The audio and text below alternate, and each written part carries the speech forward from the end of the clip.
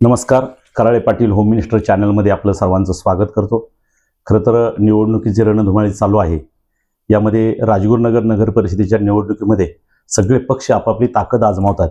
तर आपण या अशा एका उमेदवाराकडे आलो आहे की ते राष्ट्रवादी काँग्रेस पक्षाच्या माध्यमातून घड्याळ या चिन्हावर निवडणूक लढवत आहेत. ते सर्वांना आपल्याला परिचित असणारे आदरणीय किरण आहेर. नमस्कार किरण दादा. नमस्कार. मला सांगा, खरं तर राजगुरुनगरचा विकास ही संकल्पना घेऊन असं म्हटलं जातं की तुम्ही हा उद्याचा प्रवास गाठणार आहात, परंतु एकूणच तुमचं नाव मोठं आहे, समाजात चर्चा आहे, तुम्ही सामाजिक क्षेत्रात राजकीय क्षेत्रात यापूर्वी काम केलेलं आहे. तर साधारणतः आत्तापर्यंतचा तुमचा राजकीय जीवनातला किंवा सामाजिक जीवनातला प्रवास कशा पद्धतीने राहिलेला आहे? माझा राजकीय जीवनातला प्रवास हा 1987-88 साली चालू झाला. कॉलेजला असताना हुतात्मा राजगुरू महाविद्यालयाच्या लास्ट इयरला मी होतो आणि त्यावेळेस CR आणि URची निवडणूक होती.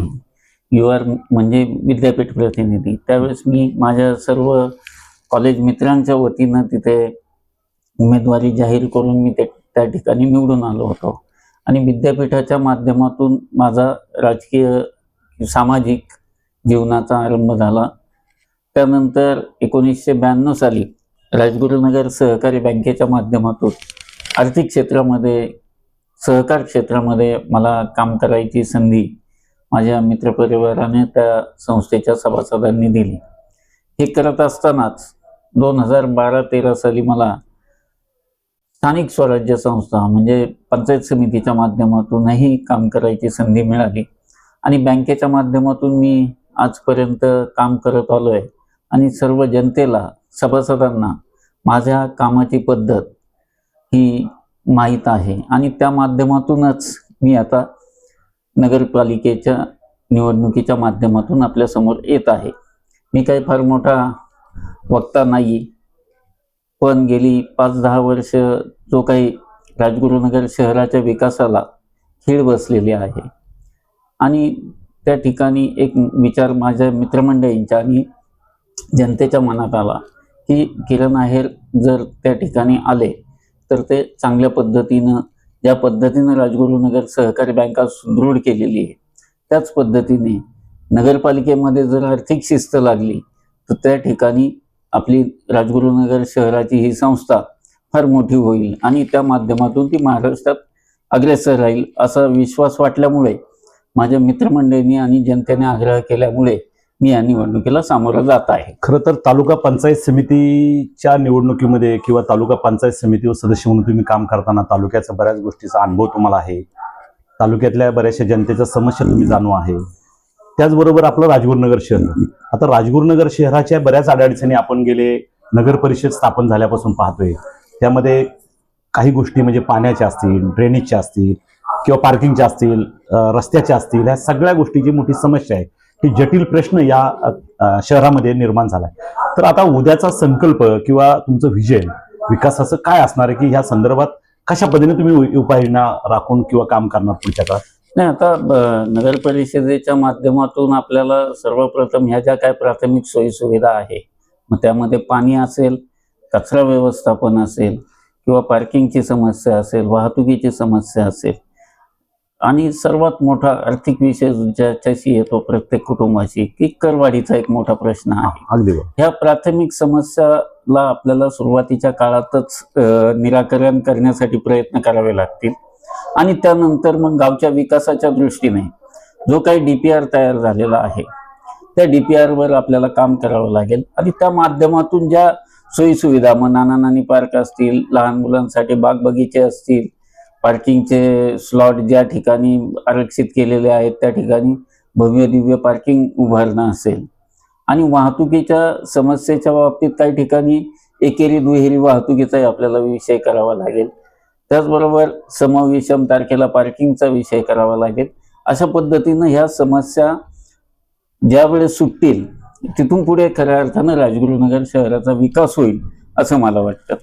खरंच तुम्ही बोलताय की ह्या प्रश्नावर आपल्याला आता बरंचसं काम करायचंय आणि त्यासाठी तुमच्या मनात संकल्पना आहेत, परंतु त्याबरोबर अजून एक तुम्हाला विचारावं असं वाटतं की राजगुरुनगर वासियांची सुरुवातीला चर्चा होती की तुम्ही अपक्ष राहणार आहेत, अपक्ष राहावं, सगळ्या पक्षांचा तुम्हाला जाहीरपणे पाठिंबाही पण होता आणि हे सगळं एक राजगुरुनगर विकास आराखडा किंवा विकास आघाडी स्थापन करून करायचं अशी चर्चेत होते आणि एकाएकी तुम्ही एका पक्षामध्ये पदार्पण केलं. ते नेमकी काय घडलं असं की बाबा ते सगळं आघाडी सोडून डायरेक्ट तुम्ही पक्षामध्ये पदार्पण केलं? माझा 100% प्रयत्न हाच होता की राजगुरुनगर शहर विकास आघाडीच्या माध्यमातून सर्व पक्षांना बरोबर घेऊन ही राजगुरुनगर नगर परिषदेची निवडणूक संपन्न करायची आणि यामध्ये सर्वांनी आपल्याला सहकार्य करावं किंवा त्यांनी त्याच्यामध्ये लीड घेऊन या गोष्टीमध्ये पुढे जावं असा विषय होता. गेली 1 महिना अगोदर ह्या चर्चेमध्ये बऱ्यापैकी आपण पुढे आलो होतो, परंतु काही गोष्टी अशा झाल्या की काहींचे पक्षप्रवेश झाल्यामुळे त्या गोष्टीला खीळ बसली. नाहीतर 100% असाच विषय होता की राजगुरुनगर शहर विकास आघाडीच्या माध्यमातून नगरपालिकेची निवडणूक लढवायची आणि मग एका पक्षाने उमेदवारी जाहीर केल्यामुळं नॅचरली सगळ्या पक्षांवर वरतून बर्डन आल्यामुळं सगळ्या पक्षांचे त्या ठिकाणी उमेदवार देण्याचे प्रयत्न चालू झाले आणि मग ह्या सगळ्या गोष्टीचा विचार करता असं लक्षात आलं की आपल्याला कुठेतरी जॉईन व्हावं लागेल. कारण राजगुरुनगरचं कार्यक्षेत्र मोठं आहे, प्रभाग मोठे आहेत, मतदारसंख्या मोठी आहे आणि मग त्या ठिकाणी एकट्याने जाणं योग्य होणार नाही. त्यासाठी पक्षाची ताकद घ्यावी लागेल आणि मग त्या माध्यमातून मी राज्याचे पालकमंत्री, उपमुख्यमंत्री हे आपल्या जिल्ह्याचे पालकमंत्री आहेत आणि त्या माध्यमातून मग मी राष्ट्रवादी काँग्रेसचे, तसाही मी पूर्वीपासून काँग्रेसचा कार्यकर्ता होतो आणि राष्ट्रवादीच्या माध्यमातून मी ती उमेदवारी घेतली की जेणेकरून आपल्याला पालकमंत्र्यांमुळे आपल्या विकासाला जो काही फंड्स लागेल, जो काही निधी लागेल, मदत होईल, मिळण्यासाठी मदत होईल. ह्या उद्देशाने मी तो पर्याय निवडला. तर याबरोबरच अजून एक तुम्हाला विचारावंसं वाटतं की उद्या आता राष्ट्रवादी काँग्रेसमधून घड्याळ चिन्हावर तुम्ही उभे राहत आहे. पूर्वीच्या काळामध्ये सगळे पक्ष तुम्हाला साथ देणार होते, तर आता काही त्यातले काही मित्रमंडळी किंवा संबंधातले काही पक्षातले कार्यकर्ते असतात, त्यांची भावना काय आहे नेमकी? तुम्हाला ते आतून वगैरे पाठिंबा देणार का फक्त आता राष्ट्रवादी काँग्रेस म्हणूनच तुमच्याबरोबर ही लोक राहणार? नाही, असा विषय नाहीये. पक्षीय इलेक्शन ह्या माझ्या मते आमदारकीपर्यंतच फार तानातानीच्या असतात. त्याच्या खाली जसं येईल तसं वैयक्तिक संपर्कावर ह्या इलेक्शन्स होत असतात आणि मग त्या माध्यमातून जनतेचा पक्ष पाहण्याचा दृष्टिकोन ठेवण्यापेक्षा त्या व्यक्तीवर पसंती राहते त्यांची आणि त्या माध्यमातून सर्वच पक्षातील सर्वच मंडळी मला मदत करतील असं मला 100% वाटतं.